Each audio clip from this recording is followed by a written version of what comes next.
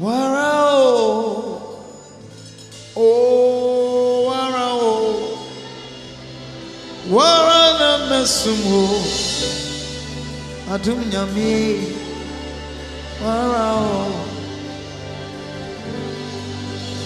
warao, warao, warana mesumo, minyami. Warao, warao, warao, warana mesumo, nyamie, warao. Only you, only you I worship, only you. Only you, oh, only you, only you, only you I worship, only you, only you, oh yeah, what I'm a soul.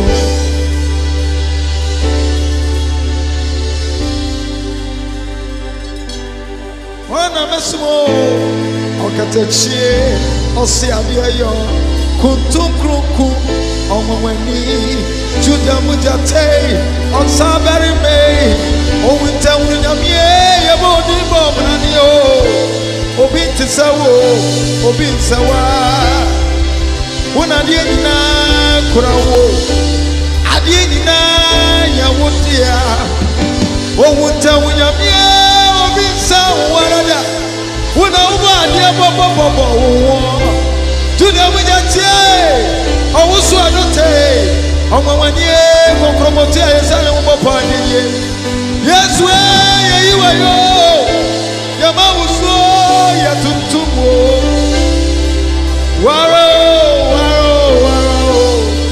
minamie waro masumo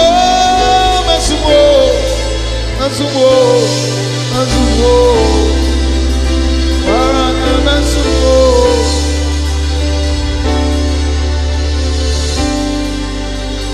hey warao,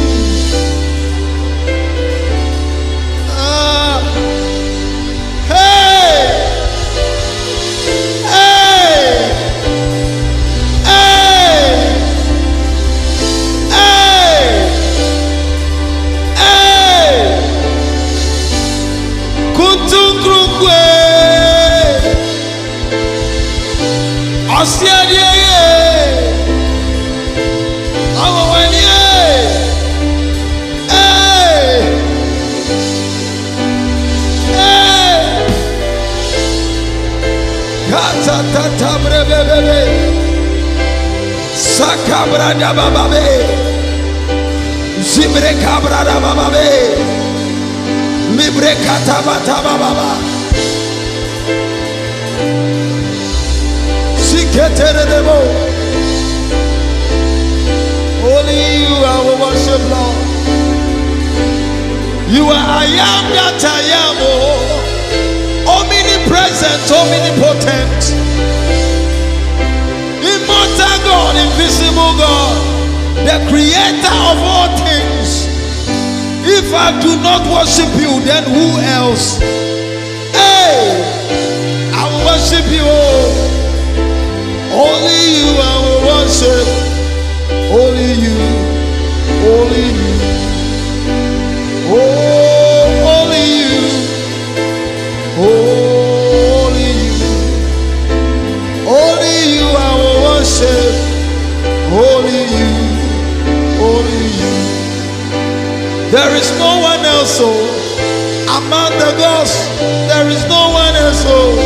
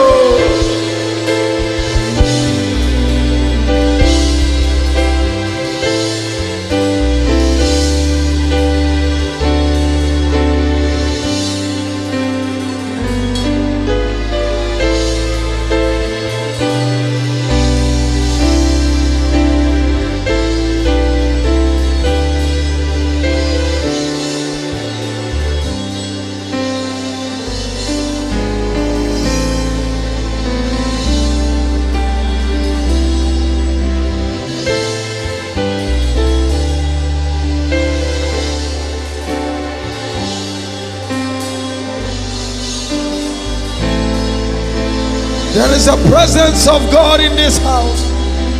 Somebody begin to worship him. Whether there is money or no money, worship him. Kata ya baba, zibre kabala baba, liba baba baba baba. Hey, hey, hey, hey.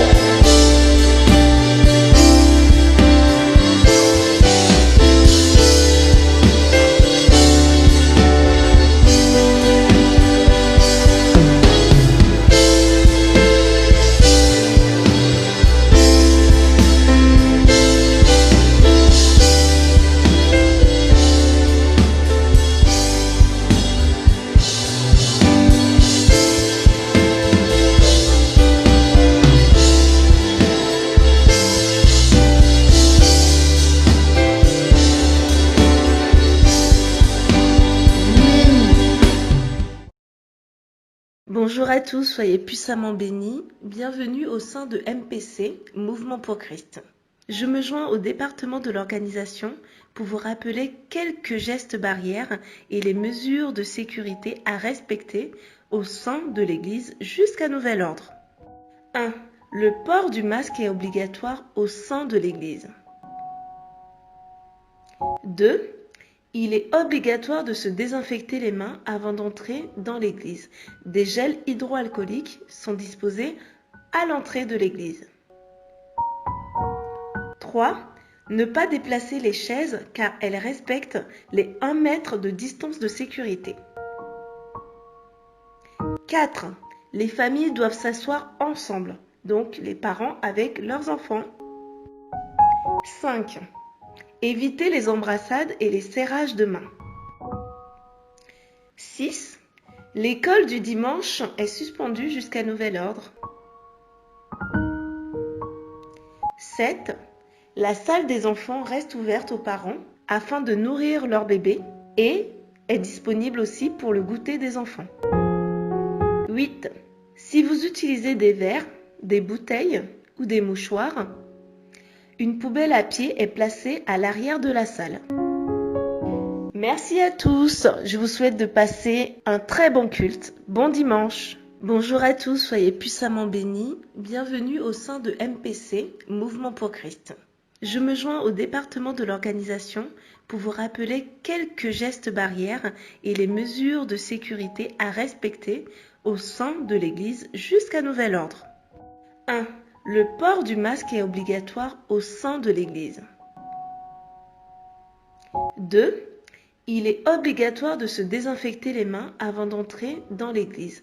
Des gels hydroalcooliques sont disposés à l'entrée de l'église. 3. Ne pas déplacer les chaises car elles respectent les 1 mètre de distance de sécurité. 4. Les familles doivent s'asseoir ensemble, donc les parents avec leurs enfants. 5. Éviter les embrassades et les serrages de main. 6. L'école du dimanche est suspendue jusqu'à nouvel ordre. 7. La salle des enfants reste ouverte aux parents afin de nourrir leur bébé et est disponible aussi pour le goûter des enfants. 8.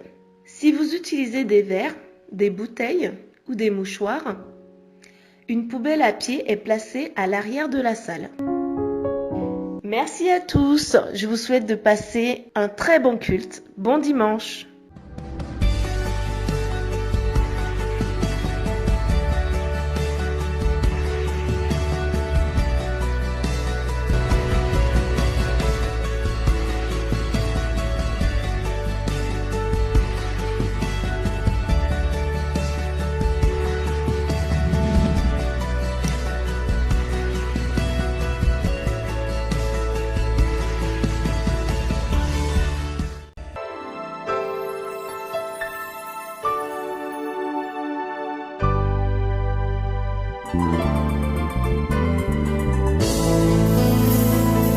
Gloire à toi, Éternel des armées.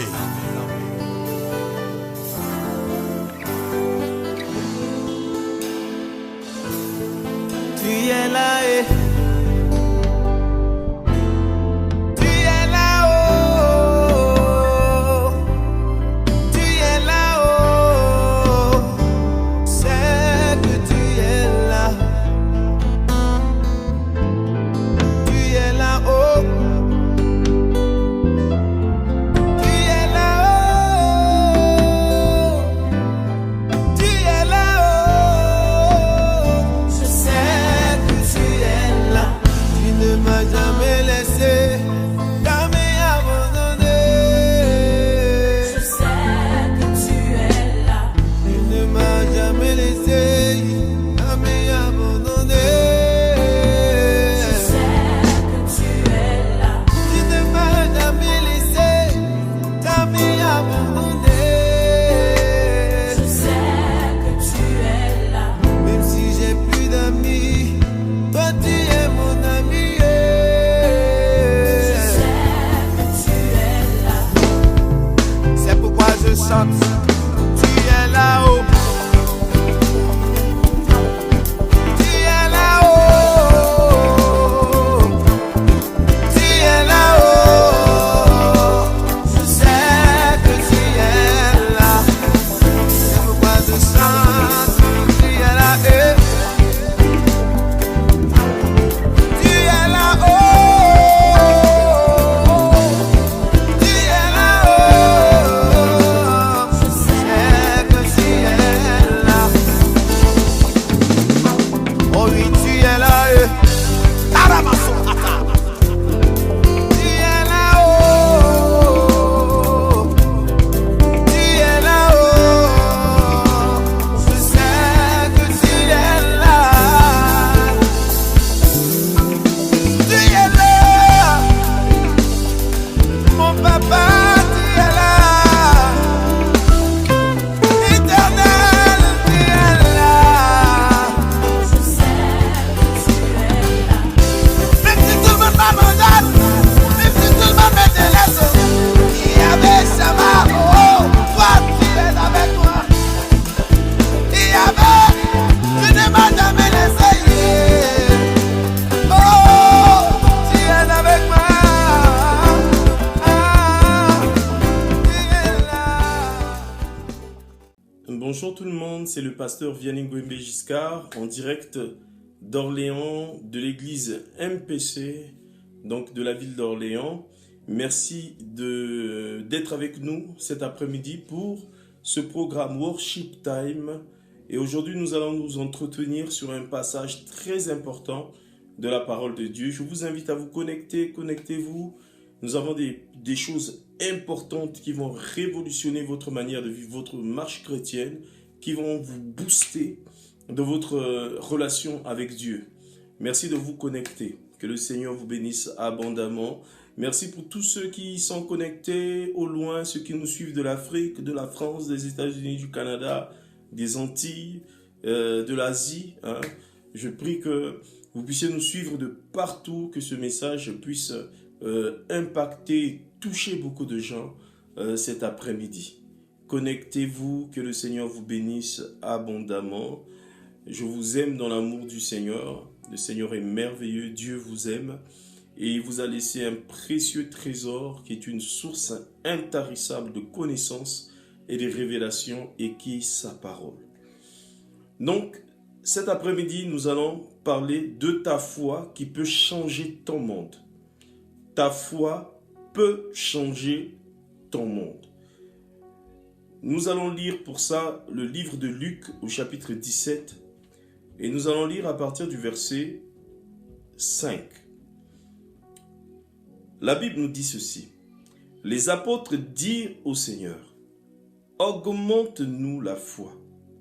Et le Seigneur dit, si vous aviez de la foi comme un grain de sénévé, vous diriez à ce sycomore, déracine-toi, plante-toi dans la mer, et il vous obéirait. Amen. Dans Hébreux chapitre 11, à partir du verset 1er, un célèbre passage des Écritures que la plupart connaissent par cœur et récitent couramment, il est dit, c'est une définition de la foi, or, La foi est une ferme assurance des choses qu'on espère, une démonstration de celles qu'on ne voit pas. Pour l'avoir possédée, les anciens ont obtenu un témoignage favorable. C'est par la foi que nous reconnaissons que l'univers a été formé par la parole de Dieu, en sorte que ce qu'on voit n'a pas été fait des choses visibles. Magnifique, vraiment magnifique. J'aime beaucoup la parole de Dieu. Elle est pleine de révélations. Et quand on va un peu plus loin dans cette parole, au verset 32, toujours du même chapitre, l'apôtre Paul, disons, l'auteur de l'épître aux Hébreux, dit « Et que dirais-je encore? Car le temps me manquerait pour parler de Gédéon, de Barak, de Samson, de Jephné, de David, de Samuel et des prophètes, qui par la foi vainquirent des royaumes, exercèrent la justice, obtinrent des promesses, fermèrent la gueule des lions, éteignirent la puissance du feu, échappèrent aux tranchants de l'épée, guérirent de leurs maladies, furent vaillants à la guerre, mirent en fuite des armées étrangères. » Alléluia. J'aime beaucoup la parole de Dieu. Ta foi changera ton monde. C'est étonnant de remarquer que beaucoup d'entre nous, nous voulons changer le monde, alors que nous sommes incapables de changer notre propre monde, c'est-à-dire notre environnement, l'environnement dans lequel on évolue. On a l'impression que la foi ne fonctionne que pour les autres, elle ne doit pas fonctionner lorsque il s'agit de nous-mêmes. La plupart d'entre nous, lorsque nos proches ou nos amis ou des frères ou des sœurs ont des difficultés, ont des problèmes, nous avons les paroles. Nous avons les paroles, nous manions avec dextérité certains versets de la Bible pour les encourager en leur disant « Aie courage, Dieu va faire. Dieu est capable de faire telle chose dans votre vie. Dieu est capable d'ouvrir le ciel. Dieu est capable d'apporter une solution. » Mais lorsqu'il s'agit de nous-mêmes, c'est comme si on oubliait tous ces bons conseils, toutes ces paroles qui sont dites dans la Bible, parce que nous partons du principe que, ok, ça c'est bon, mais ça fonctionne que pour les autres. J'aimerais nous encourager ce matin. Quelqu'un m'a dit un jour que la foi, c'est la force qui opère l'impossible. F-O-I, la force qui opère l'impossible. Je suis totalement d'accord avec cela. Le monde, ici le monde c'est quoi? Le monde, avant de prendre ce terme au sens de l'habitation terrestre des hommes, n'est-ce pas? Le monde est d'abord un système. Le monde est un système de fonctionnement. Le monde est un système de fonctionnement. Le monde est un environnement dans lequel chacun évolue. Voilà. Donc quand la Bible nous encourage à avoir la foi, parce que la foi est le premier point de connexion avec le monde de Dieu. Hein, je vais faire simple pour que tout le monde comprenne. La foi est le premier point de connexion avec le monde de Dieu. N'est-ce pas? La Bible dit que c'est une ferme assurance. C'est une assurance qui est ferme. Une assurance qui est ferme. La foi n'est pas seulement une assurance, c'est une assurance qui est ferme. C'est-à-dire c'est quelque chose qui est solidement enraciné. Ce sont des vérités qui sont solidement fondées, qui ne peuvent pas être ébranlées par quoi que ce soit. On reconnaît que c'est ça, c'est vrai, ça ne changera pas. Donc le monde est un système de fonctionnement. Donc, généralement, quand la Bible emploie le terme de monde, c'est un système de fonctionnement qui est contre Dieu. Hein? Donc, à l'inverse du royaume. Le royaume qui est un système, le royaume qui est un système de fonctionnement, ce qui est le système de fonctionnement de Dieu, n'est-ce pas, qu'on appelle le gouvernement de Dieu. Quand Jésus dit que ton règne vienne, que ta volonté soit faite sur la terre comme au ciel, les Juifs attendaient le royaume des dieux. N'est-ce pas? Certaines religions, je ne citerai pas le nom aujourd'hui, donc ont axé leur thématique, leur évangélisation sur le concept du royaume. N'est-ce pas? Nous avons des mouvements qui prônent le royaume de Dieu maintenant sur la terre. N'est-ce pas? Donc le royaume, c'est un système dans lequel Dieu opère, Dieu fonctionne, ou dans lequel les lois de Dieu sont activées. Hein? Contrairement au monde, qui est un système de fonctionnement qui est contre Dieu. Mais les apôtres vont faire une découverte. En fréquentant Jésus, ils vont se rendre compte que la foi de Jésus a des résultats plus que la leur. Et que Jésus a des résultats dans sa manière de fonctionner, dans sa manière d'opérer, dans sa manière d'agir. C'est un homme qui est constamment en contact avec le surnaturel de Dieu, de telle sorte que, n'est-ce pas, il arrive à faire des choses extraordinaires. Retenez déjà cette première chose importante. Votre foi, je ne dis pas la foi de quelqu'un, je ne parle pas d'un concept général, je dis votre foi. Votre foi fera que Dieu marchera avec vous au quotidien. Votre foi attirera les regards de Dieu sur vos problèmes, vos situations, vos maladies, vos difficultés. Votre foi fera la différence entre vous et quelqu'un d'autre. Votre foi fera que Dieu va, n'est-ce pas, Dieu va s'intégrer, Dieu va communier avec vous. Quand nous lisons la Bible nous dit que Jésus ne se préoccupait pas premièrement de connaître les problèmes des gens. Jésus ne se préoccupait pas premièrement de connaître les difficultés des gens. Il ne se préoccupait pas premièrement de connaître même les maladies des gens. Jésus ne s'occupait pas premièrement de connaître les souffrances des gens. Mais il se préoccupait premièrement de connaître la foi des gens. Il y a d'ailleurs une problématique qui nous est posée dans la Bible. Lorsque le Fils de l'homme reviendra sur la terre, trouvera-t-il encore de la foi dans le cœur des fils des hommes? Pourquoi la foi est aussi importante? Parce que la foi permet d'activer le royaume de Dieu sur la terre. C'est au travers de la foi que nous invitons Dieu à marcher avec nous. Lorsque nous lisons l'histoire des grands hommes de la Bible, comme l'a si bien relaté dans cette courte lecture que nous avons effectuée en début de cette vidéo en ce qui concerne les héros de la foi, la Bible nous dit très clairement que ces gens marchaient avec Dieu et qu'ils avaient la foi et ils ont accompli des prodiges avec Dieu. N'est-ce pas?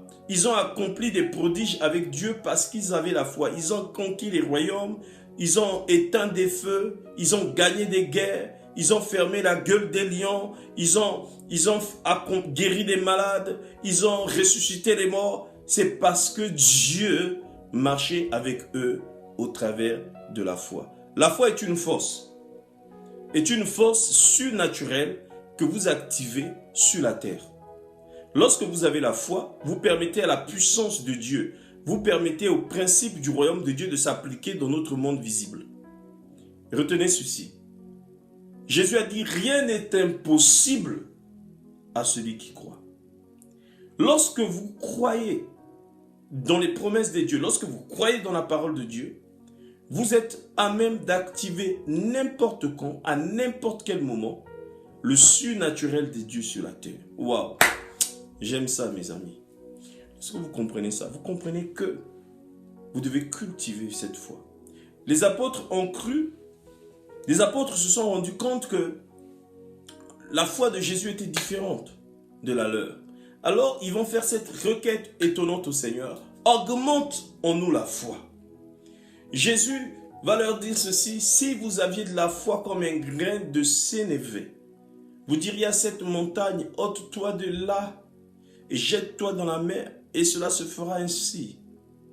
Donc, Jésus était en train de leur enseigner qu'il fallait simplement qu'à leur foi soient ajoutés des ingrédients qui vont permettre à cette foi d'être solidement enracinée dans la parole de Jésus.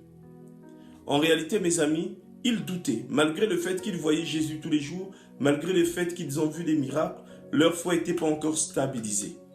C'est vraiment le problème. Comment vous pouvez savoir, le problème de beaucoup de chrétiens, comment vous pouvez savoir que votre foi est stabilisée? C'est lorsque vous traversez des moments difficiles. Dieu permet souvent des moments difficiles dans votre vie, non pas pour vous humilier seulement, non pas pour vous rabaisser, non pas pour vous mortifier, c'est-à-dire pour vous affaiblir, mais simplement souvent pour vous former.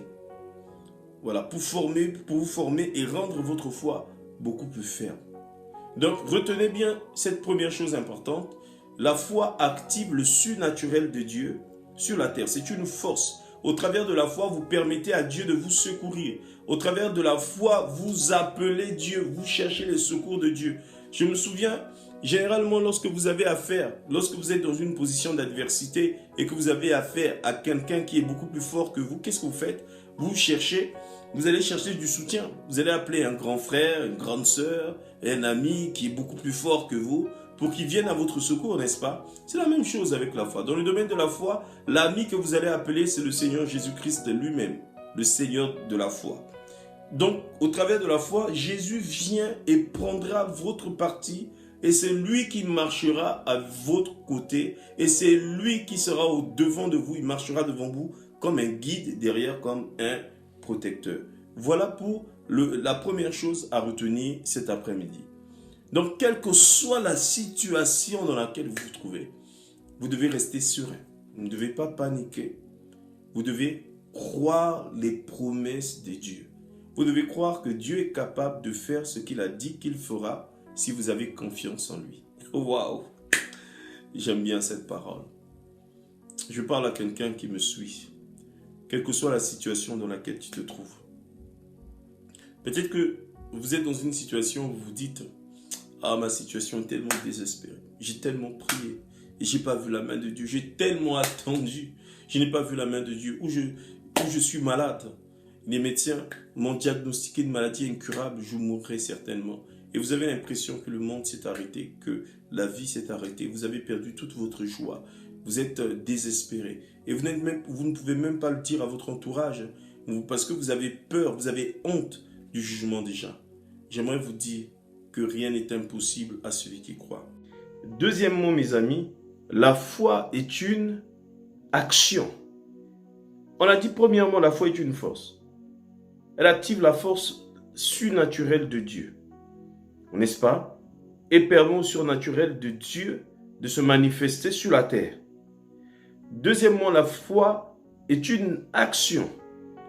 C'est-à-dire que la foi est un comportement, c'est une action qui s'inscrit dans un comportement, dans une manière d'agir de tous les jours. C'est pourquoi je suis assez d'accord avec ceux qui disent que la foi est un comportement. C'est vrai, c'est un état d'esprit qui nous habite, n'est-ce pas, et qui nous caractérise et donne l'explication aux actions que nous pouvons poser. Quand nous voyons par exemple cette femme atteinte de perte de sang qui est partie toucher le pan de la robe de Jésus, waouh, mes amis, et à partir du moment où elle a touché le pan de la robe de Jésus, qu'est-ce qui s'est passé? La Bible nous dit que le surnaturel est sorti de Jésus et a guéri cette femme. My God, le surnaturel de Dieu est sorti de Jésus et a guéri cette femme. Mais Jésus n'était pas en chemin pour aller guérir cette femme. Il ne s'attendait même pas, en tant qu'homme, il ne s'attendait même pas à elle. Elle a créé son miracle. C'est elle qui a décidé à quel moment Dieu devait agir, mes amis. N'est-ce pas? Elle a provoqué son miracle lorsque Jésus était en train de passer.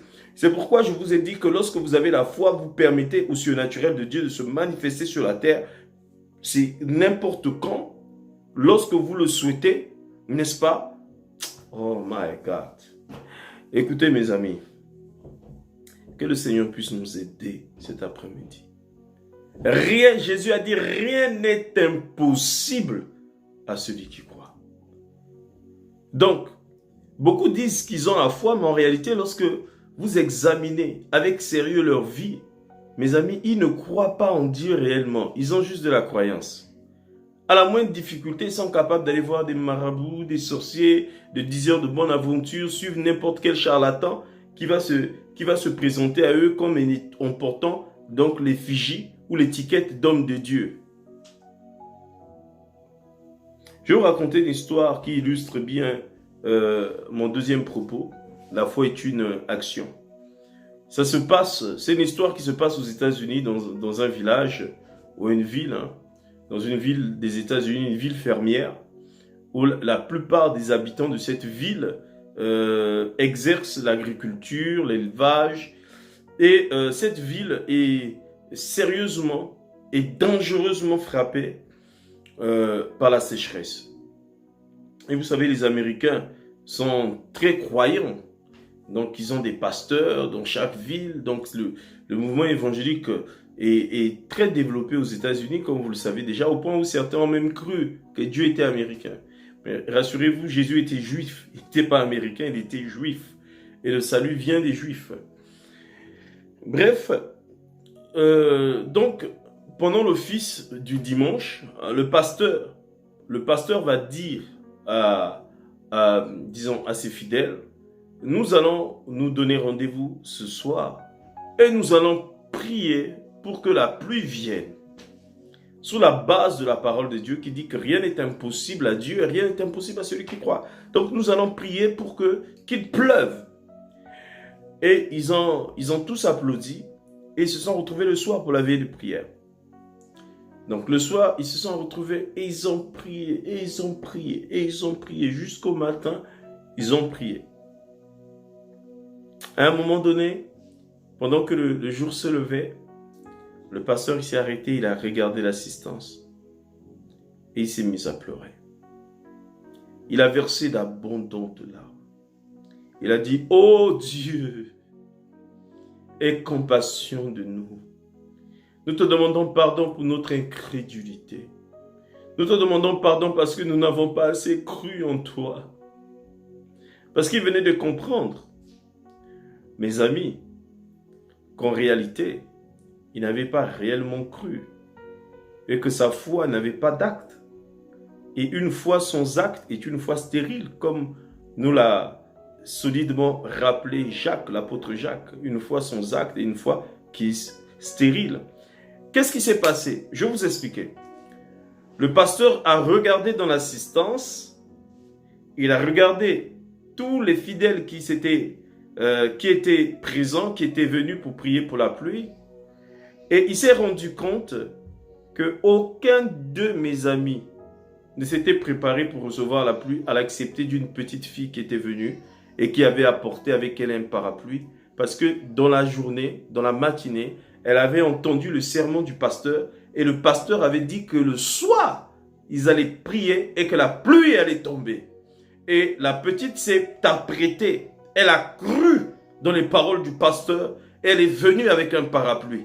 Et tous ceux qui sont venus, n'est-ce pas, n'ont pas cru à cette parole parce que personne ne s'est apprêté comme si la pluie allait réellement tomber.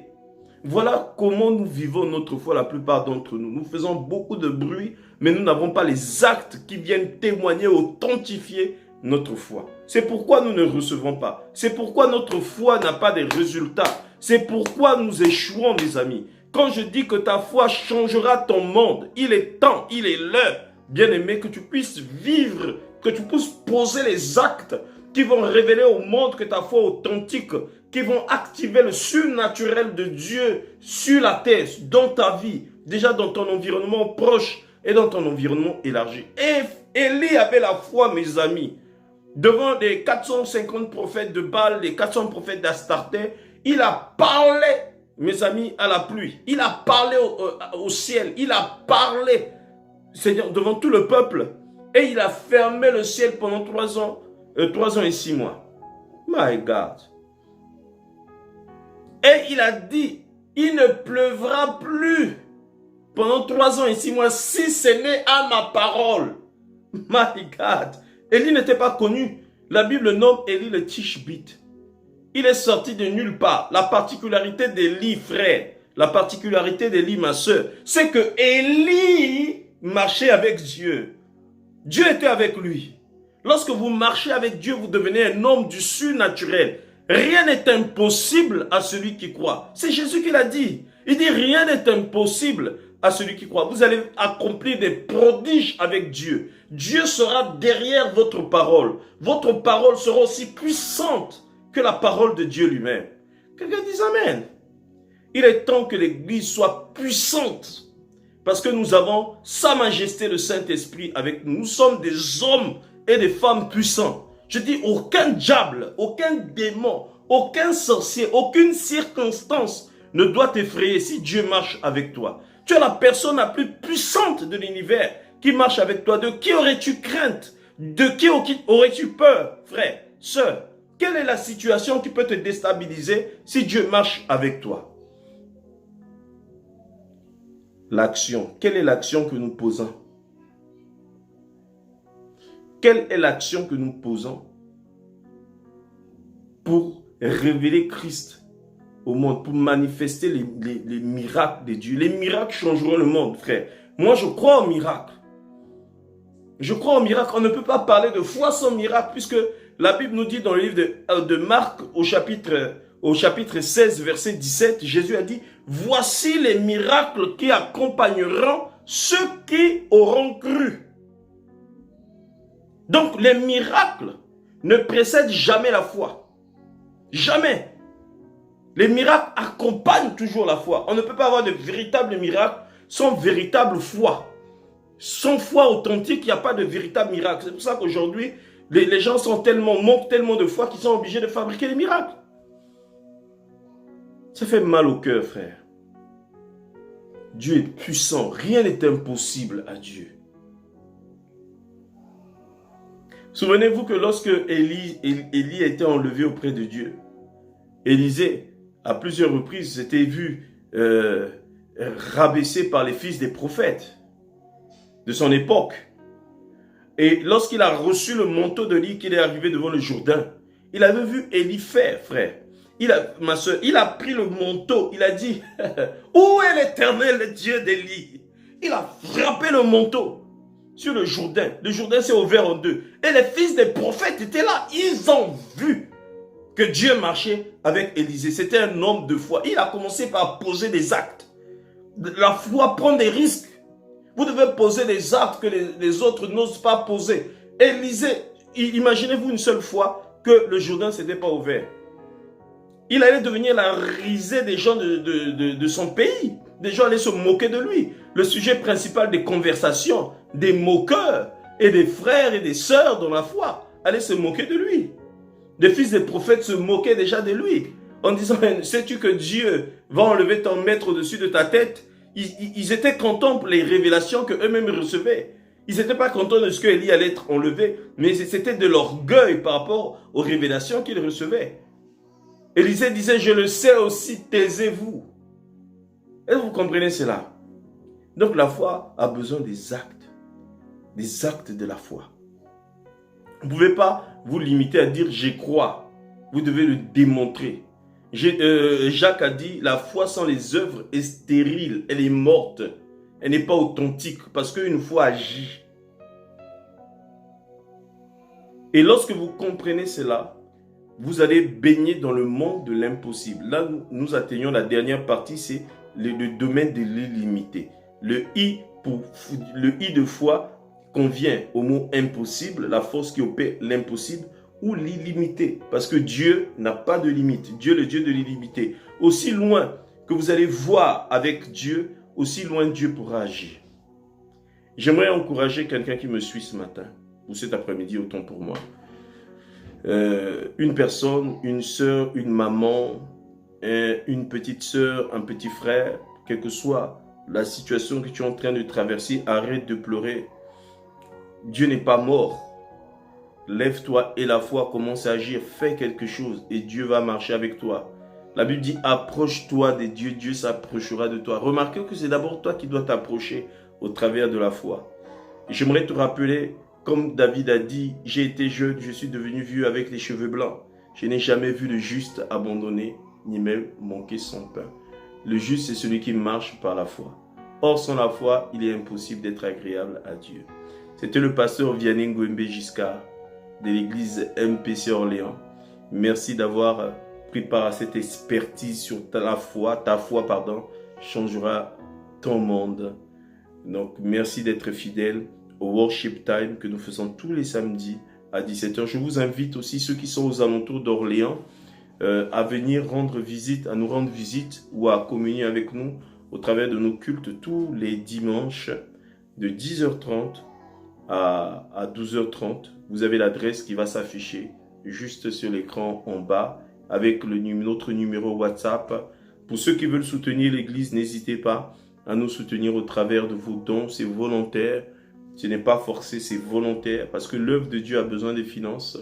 Malheureusement, c'est la réalité du monde dans lequel nous vivons et Il y a des gens qui utilisent ces finances à bon escient pour pouvoir aider, pour pouvoir promouvoir le royaume de Dieu. N'est-ce pas? Que le Seigneur vous bénisse abondamment. Souvenez-vous des pauvres, souvenez-vous des malades, souvenez-vous des veuves, souvenez-vous des orphelins, souvenez-vous de tous ceux qui souffrent. Voilà, si vous êtes chrétien, la foi consiste aussi à aider toutes ces personnes-là, à leur apporter assistance, soutien, amour, compassion. Si vous n'avez pas d'argent, au moins une parole de réconfort, une visite, ça réjouit le cœur et ça procure de la chaleur. Que le Seigneur vous bénisse abondamment. C'était le pasteur Vianney Ngouembe Giscard. Mon épouse et moi, nous vous aimons de tout notre cœur. Que Dieu vous bénisse.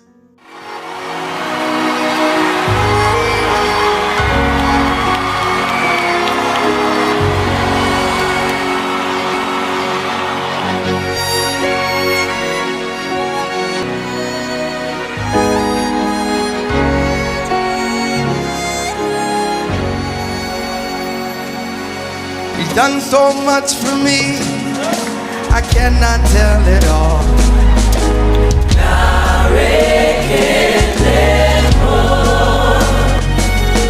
If I had 10,000 tongues, it still wouldn't be enough.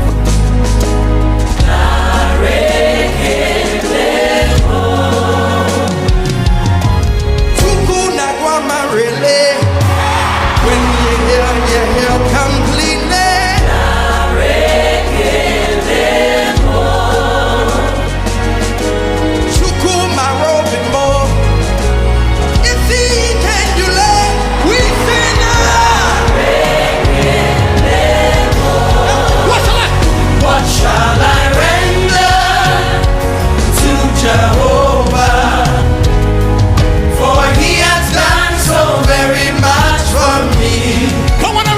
What shall I render to Jehovah? Hey! For he has done so very much for me. Nara, nara, nara, nara, eh. Narekele, narekele mo. We sing nara, nara, nara, nara, eh.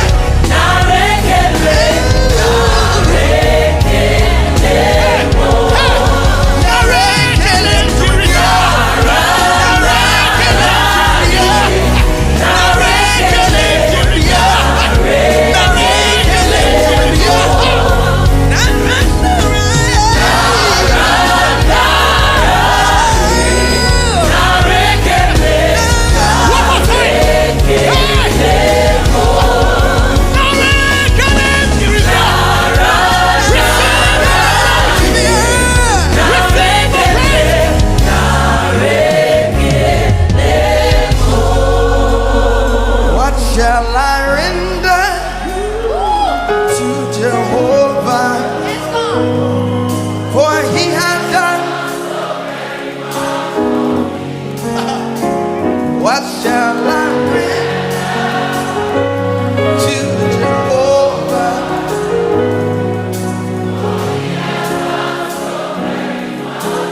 Lift your hands.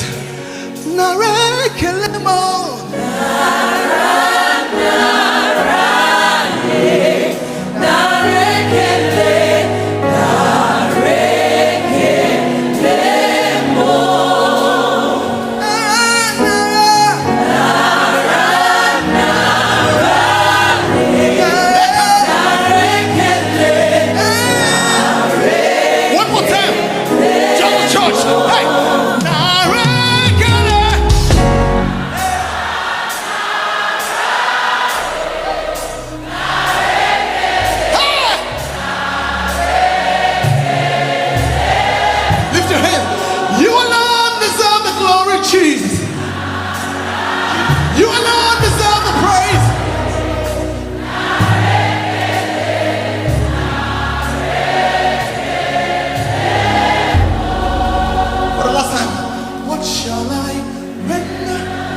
Let him know. Jehovah, for he has done so very, for he has done so very much. He's done so much for you. What shall I render